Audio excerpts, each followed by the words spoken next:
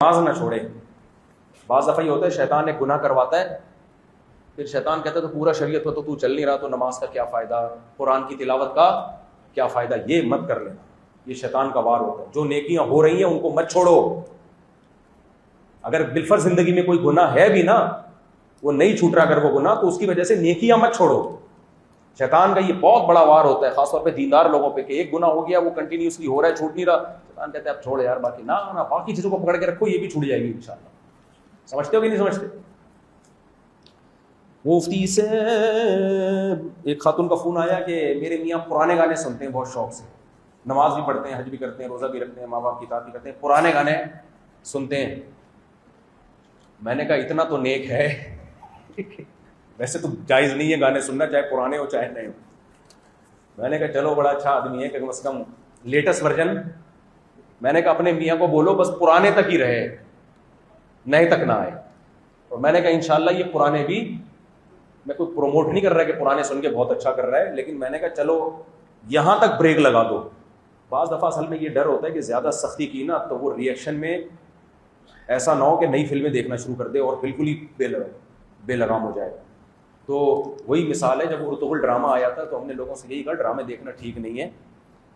لیکن یہ اب میں نے بھی دیکھو یہ گھر کی باتیں ہوتی ہیں, لیکن بتانی اس لیے پڑتی ہیں کہ ہم بھی تو مولوی ہیں نا, اور گھروں میں تربیت کیسے کی جائے اس زمانے میں. بچوں پہ بہت زیادہ جن لوگوں نے سختی کی ہے نا اس زمانے میں, تو اس کا بڑا خطرناک ری ایکشن ہوا ہے. تو بچے پھر چھپ کے سارے کام کرتے ہیں, اور ہم نے بعض علماء کے گھروں میں بھی یہ دیکھا ہے. میں ارطغرل ڈرامہ ہو یا کوئی بھی نہیں پسند کرتا کہ بچے میرے دیکھیں, لیکن پھر بھی میں نے ان کو دیکھنے کی اجازت دی. کیوں نہ ہم انٹرنیٹ بند کر سکتے ہیں اس زمانے میں گھروں میں؟ اگر آپ بند کرو گے, سب گھروں میں انٹرنیٹ موجود ہے, آپ کا بچہ بالکل دنیا سے پیچھے رہ جائے گا. نہ آپ کمپیوٹر پہ پابندی لگا سکتے ہو. بعض لوگوں نے کیا کیا, بچوں کو کہا کہ کوئی گھر میں کمپیوٹر نہیں ہوگا, کوئی ایل ای ڈی نہیں ہوگی. بچے جب ہر جگہ دیکھتے ہیں, اپنے کزنوں کے ساتھ جا رہے ہوتے ہیں, ان کے گھر 24 گھنٹے ٹی وی چل رہا ہے, ان کی زندگی میں ایک انٹرٹینمنٹ ہے, ادھر گئے ادھر دیکھا, کارٹون بھی چل رہے ہیں, فلمیں بھی چل رہی ہیں, ڈرامے بھی. جب اپنے گھر میں آگے دیکھتے ہیں تو صرف تہجد کا ماحول نظر آئے گا ان کو, اور کوئی انٹرٹینمنٹ نہیں ہے. تو 100 میں کوئی ایک بچہ تو ہوگا جو حسن بصری جیسا نکل آئے. 99% وہ اپنے باپ کو بے وقوف سمجھتے ہیں, اپنی ماں کو بے وقوف, اور پھر وہ سمجھتے ہیں کہ یار پھر وہ ایسا بگڑتے ہیں کہ اللہ کی پناہ. تو یہ جو جدید چیزیں ہیں, میں ایک مثال سے بات سمجھاتا ہوں. دیکھو بڑی پیاری مثال ہے. ہمارے جامعہ رشید میں ایک دفعہ اجلاس ہوا کہ بچوں کو بالکل موبائل رکھنے پر پابندی ہو, کسی بھی ٹائم نہ دیا جائے, آئیں اور جب گھر جائیں تو. اس پہ بہت ساری آرائیں, اس کا یہ فائدہ, اس کے. ہمارے استاد حضرت محی الدین صاحب نے کہا دیکھو قانون وہ بنایا جاتا ہے جس پر عمل کرنا ممکن بھی ہو. ہم نے بالکل موبائل پر پابندی لگا دی. کوئی اینڈرائڈ موبائل تو چلو سمجھ میں آتا ہے, سادہ موبائل پر بھی, تو کیا اس پر عمل ممکن ہوگا؟ کیونکہ موبائل سے سہولت اتنی زیادہ ہو گئی ہے, اتنی زیادہ سہولت ہو گئی ہے. آپ اپنے گاؤں میں, اپنے علاقے میں 2 منٹ کے اندر بات کر کے خیر خیریت معلوم کر سکتے ہو. آپ نے بالکل پابندی لگا دی. طالب علم جا رہا ہے وہاں, اب تو وہ پی سی او ختم ہو گئے نا, پبلک کال آفس اس زمانے میں تھے, وہاں جا رہا ہے فون کرنے کے لیے, پھر وہاں سے یار چٹھی لکھ رہا ہے اپنے ابا کے نام, تو وہ یقیناً چوری چھپے جا کے فون کرنے کی کوشش کرے گا. تو قانون بناتے ہوئے سب سے پہلے یہ دیکھا جاتا ہے کہ اس پر عمل کرانا ممکن بھی ہے یا نہیں. امریکہ, کینیڈا, یہ سب لوگ شراب سے پریشان ہیں, لیکن شراب کو اللیگل نہیں کرتے یہ لوگ. کیوں؟ ان کو پتا ہے کہ کوئی بھی نہیں سنے گا, کیونکہ شراب سے روکنے کی طاقت مذہب کے پاس ہے, قانون کے پاس نہیں ہے. مذہب کی موٹیویشن بڑی پاورفل ہوتی ہے, مذہب روک لیتا ہے, وہ مذہب کو مانتے نہیں ہیں. قانون نہیں روک سکتا شراب کو. برازیل میں نشے کی اجازت دی ہوئی ہے, ان کو پتا ہے اتنے لوگ نشئی ہو گئے ہیں کہ اگر ہم نے نشے کو اللیگل کیا تو لوگ نشہ تو پھر بھی کریں گے, اور ساتھ ساتھ اللیگل کاموں کی ان کو عادت پڑ جائے گی. تو انہوں نے کہا لیگل کر دو. ہمیں یہ ضرورت نہیں ہے کیونکہ ہمارے پاس تو مذہب ہے نا, مذہب کی موٹیویشن ہے پاورفل, وہ نشہ چھڑوا دیتا ہے مذہب. تو اب خوب اچھی طرح سمجھو, خاص طور پہ دینداروں کے لیے, کہ اگر گھر میں آپ نے بالکل سب چیزیں بند کر دی, اس کا رزلٹ یہ نکلتا ہے, کوئی ایک آدھ بچہ تو بہت ایسا نکل آتا ہے, لیکن وہ بھی سوسائٹی میں چلنے کے قابل نہیں ہوتا, وہ بھی گم سم, دنیا کا پتہ ہی نہیں ہوتا اسے کچھ. تو لیکن زیادہ بچے پھر بگڑتے ہیں. تو اس لیے اعتدال کے ساتھ گھر میں ان چیزوں کی پرمیشن دینی چاہیے. میں نے گھر میں ایل ای ڈی بھی لگائی ہوئی ہے, بچوں کو انٹرنیٹ بھی لگا کے دیا ہوا ہے. بھائی کھلے میں ایل ای ڈی لگی ہوئی ہے, جو دیکھنا ہے دیکھ لو, چھپ بند کمرے میں چھپ کے کچھ بھی نہیں دیکھنے کی اجازت. کسی بچے کے گھر میں بند کمرے میں کمپیوٹر نہیں ہے, جو ہے کھلے میں ہے, سمجھ رہے؟ تو کتنا بگڑ جائیں گے. تھوڑا بہت بگڑنے کا پھر بھی چانس ہوتا ہے, لیکن بہت زیادہ نیک بنانے کے چکر میں آپ نے بالکل ہی ان کو ایسا بنا دیا. تو اب میرے بچے اردو دیکھتے تھے, مجھے نہیں اچھا لگتا کہ ڈرامہ دیکھے, لیکن میں نے دیکھنے دیا کہ کم از کم یار بے حیائی نہیں ہے, ایک کہانی ہے, ایک ہسٹری ہے, ایک ہسٹری کا تھوڑا سا پتہ, اس کے کچھ فائدے بھی ہیں, صرف نقصانات نہیں ہیں. کیونکہ اگر آپ اس پہ بھی پابندی لگاؤ گے تو پھر وہ آگے جائیں گے. تو میرے سارے بچے اردو دیکھتے تھے, اور جب میں گھر آتا تو اردو بنے ہوئے ہوتے تھے. بچیاں حلیمہ بنی ہوئی ہوتی تھی, وہ بنا کے نا پورا ہر وقت ان کا یہی کھیل تھا. اور بچے جو ہے نا وہ چھوٹے تلوانے لے کے نا, وہ کھجور کے پتے لے کے, اور وہ پتہ نہیں او جیسے کیا کر. میں خوش ہوتا تھا کہ یار ایک اچھی ایکٹیویٹی ہے, سمجھ رہے ہو. اگر یہ انڈین فلمیں دیکھ رہے ہوتے تو پھر کیا بن رہے ہوتے, یہ تو پھر میراثی بنتے. پھر تو یہ کیا خیال ہے, میراثیوں والی عادتیں ہوتی ہیں ان کی. تو اس لیے اعتدال کے ساتھ ہر چیز اچھی ہوتی ہے. تو اس لیے وہ جب خاتون نے کہا نا میرے میاں پرانے گانے سنتے ہیں, تو مجھے اگر سوسائٹی کا پتہ نہ ہوتا تو میں کہتا استغفر اللہ, جہنم کے سب سے نچلے طبقے میں جائے گا تیرا میاں, سب سے نچلے طبقے میں. اور اس کا میاں بھی سن رہا تھا اسپیکر پہ, مرے گا. تو وہ میاں توبہ نہیں کر لیتا, وہ میاں کہتا ہے جب جانا جہنم کے نچلے طبقے میں ہی ہے تو لیٹسٹ جو ابھی آیا ہے کیا خیال ہے وہ والا. تو اس میں تھوڑا سا ہاں کوئی مولوی سن رہا ہو تو غلط ہے یار, تو مدرسے میں پڑھا ہے, بعض مدرسے کے بچے بھی سن رہے ہوتے ہیں. تو اس میں پھر اصلاح کا طریقہ یہ ہوتا ہے کہ چھوڑ دے گا انشاءاللہ. یہ تھرکے خود ہی, اگر نیکی پہ لگے رہو نا, نماز نہ چھوڑو اور دعائیں نہ چھوڑو, تلاوت نہ چھوڑو, تو ان عبادتوں میں یہ طاقت ہے کہ آپ سے برائی چھڑوا دیتی ہے. حدیث میں آتا ہے نبی صلی اللہ علیہ وسلم کے پاس کسی شخص نے بتایا کہ کوئی شخص ہے جو دن میں چوری کرتا ہے, رات کو تہجد پڑھتا ہے. تو آپ صلی اللہ علیہ وسلم نے فرمایا یہ تہجد اس کو چوری چھڑوا دے گی, یہ تہجد اس کو چوری, بولو, کیونکہ رات کو نیند قربان کر کے اللہ کے سامنے اٹھنا, دعائیں مانگنا, اس میں اتنی زبردست طاقت ہے نا اللہ سے ریلیشن.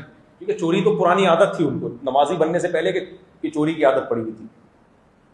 تو اگر کس کو ڈراموں کی, فلموں کی عادت پڑ گئی ہے, یا انٹیوں کو جھانکنے تاکنے کی عادت پڑ گئی ہے, اللہ معاف فرمائے, تو اب یہ نہ کرے کہ وہ نماز چھوڑ دے, تبلیغ میں وقت لگانا. ایک صاحب نے مجھے کہا میں تو 4 مہینے لگا لیے, گناہ ہی نہیں چھوٹتے, تو کیا فائدہ ایسے چلے کا 4 مہینے کا. میں نے کہا اگر تو نے نہ لگائے ہوتے نا آگے جا چکا ہوتا. اس گناہ سے 2 ہاتھ پرانے سے نئے گانوں پہ آ چکا. صرف گانوں پہ نہیں, آگے بھی بہت کچھ کر رہے ہیں لڑکے, بہت کچھ آگے جا چکا ہوتا. پھر یہ فوش فلموں کی عادت پڑتی ہے, پھر فوش فلموں پہ بھی نہیں رکتے, پھر وہ کہتے ہیں زنا کرو, لڑکیاں تلاش کرو, بہت گند ہوتا ہے آگے. تو اگر کوئی عادت گناہ کی پڑ گئی ہے بھائی, اس عادت کو وہیں اسٹاپ کرنے کے لیے نیکیوں کی طرف آؤ, اور عمر کے ساتھ ساتھ اللہ نے چاہا انشاءاللہ اگر اس کو چھوڑنے میں لگے رہے. جن کو عادت ہے نا گانے سننے کی, وہ اپنے اوپر کوئی کفارہ لگا لیں, چاہے پرانا گانا ہو چاہے نیا گانا ہو. نئے گانے پہ زیادہ پیسے ہو, پرانے گانے پہ صدقہ کریں, تو اس سے کیا ہوگا, آہستہ آہستہ عادت ختم ہو جائے گی. تو آہستہ آہستہ لائن پہ آ جائے گا. اور ہمارے حضرت کہا کرتے تھے یہ جزیرہ بھی بالآخر زیر آب آ ہی گیا. سمندر میں ہر طرف پانی ہوتا ہے, بیچ میں کچھ خشک جگہ ہوتی ہیں, آہستہ آہستہ اس میں بھی پانی آ جاتا ہے. تو یہ دل میں اللہ کی محبت کی کمی ہے, خشکی ہے, تو اس میں بھی اللہ کی محبت کا جزیرہ انشاءاللہ آ جائے گا. مجھے ڈر یہ ہے کہ اب کوئی پرانے گانے سننا نہ شروع کر دے کہ چلو پرانے, جو نہیں سن رہا وہ, کیونکہ جو نہیں سن رہا ہوتا نا وہ اگر سنے گا تو پھر وہ آگے جائے گا. جس کو گناہ چھوٹ جائے نا, وہ اگر گناہ کرتا ہے تو پھر وہاں تک رکتا نہیں, آگے جاتا ہے. یہ تو ان کی بات ہے جن کو پہلے سے عادت پڑی ہوئی ہے. اچھا میں پرانے گانے بیوی کو سنایا کرو, بس بیوی کے لیے جائز ہے. اس کے لیے سنو نہیں تو پہلے سے یاد ہے, بیوی کو سناؤ پرانے گانے, اور پرانی بیوی کو سناؤ. گانا بھی پرانا ہو, بیوی بھی کیا ہو, کیونکہ دلہن کو تو سب جذبات ہوتے ہیں, پرانے نئے سارے گانے سنا دے گا, آئی لو یو میں سانس مان کے تارے تھوڑے. جب بیوی تھوڑی سی پرانی ہو جاتی ہے تو گالیاں دینے کا دل چاہتا ہے, گانے سنانے کا دل نہیں چاہتا. یار ایک واقعہ ابھی کا ہے لیٹسٹ. میں فیصل آباد گیا نا ابھی, حضرت مولانا عباد اللہ صاحب کے یہاں کوئی تقریب تھی, بچی کا ان کے نکاح تھا. تو میں رات کو لاہور ایئرپورٹ کے قریب کسی کے گھر میں ٹھہرا, کچھ جاننے والے وہ پرانے آدمی, بڑے لوگوں سے ان کے اچھے تعلقات ہیں, دیندار آدمی. انہوں نے مجھے اپنا 15-20 سال پرانا واقعہ سنایا. اوہ ایسا واقعہ, مزہ نہ آئے پیسے واپس. ان کو لڑکیوں کی آواز نکالنا آتی ہے. ان صاحب ہیں اتنی بڑی بڑی, یعنی اتنے بڑی داڑھی ان کی, اور ایسے مردانہ وجاہت والے آدمی ہیں. وہ سنیں گے میرا بیان, جب سنتے ہیں پابندی سے, یہ والا بھی سنیں گے, لیکن کسی کو کیا پتا میں کس کی بات کر رہا ہوں. انہوں نے ہمارے سامنے, ہمارے شاگردوں کے سامنے بھی نا لڑکیوں کی آواز نکال کے دکھائی, ایسی سریلی آواز نکالتا ہے وہ بندہ, ایکٹنگ کرتا ہے, آدمی حیران ہو جائے.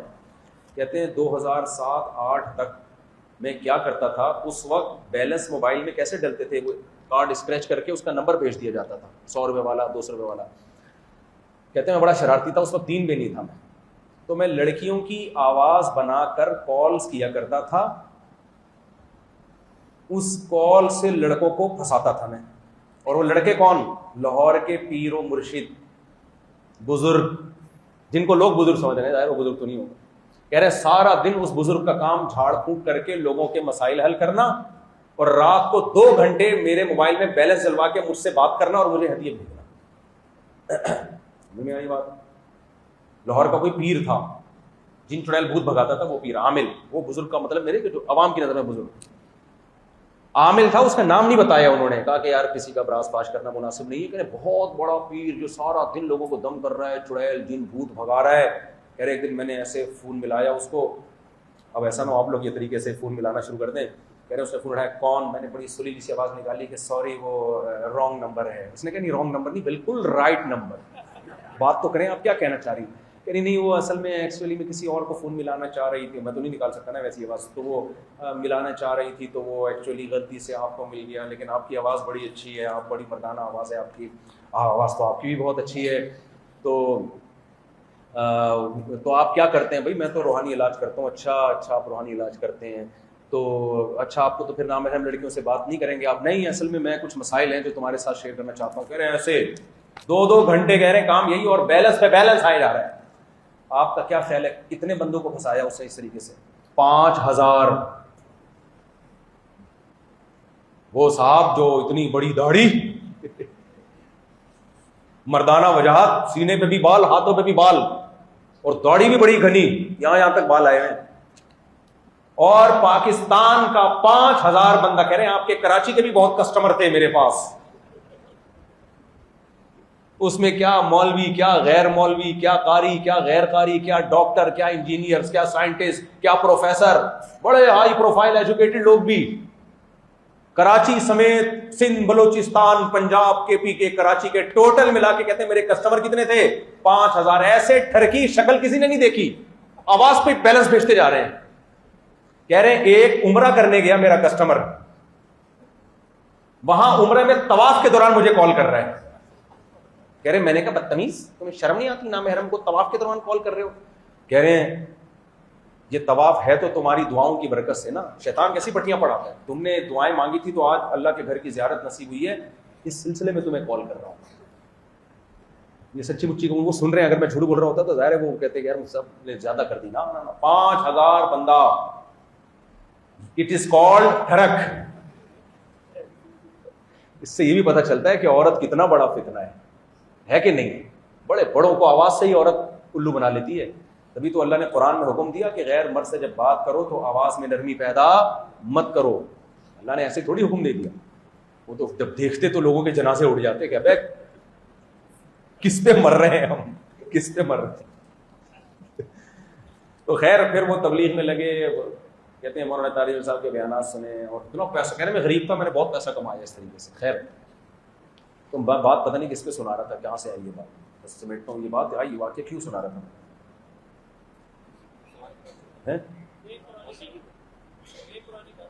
ہاں تو کہہ رہے میں نے پرانے گانے بھی سنائے ان کو, وہ اس پہ شاید. ہاں تو میں یہ کہہ رہا تھا کہ بھائی بیوی کو گانے سنایا کرو, اس سے محبت کا اظہار کیا کرو. اب ہاں میں یہ اصل میں بتا رہا تھا, اب دیکھو وہ جو پیر ہے گھنٹوں اس سے بات کر رہا ہے, جو جعلی پیر تھا, اپنی بیوی سے بات کرے گا گھنٹوں نہیں کرے گا.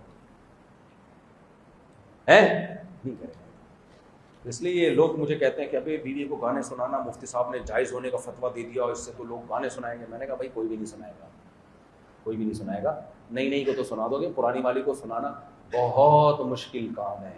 اس کے لیے محبت ہونا ضروری ہے. بڑی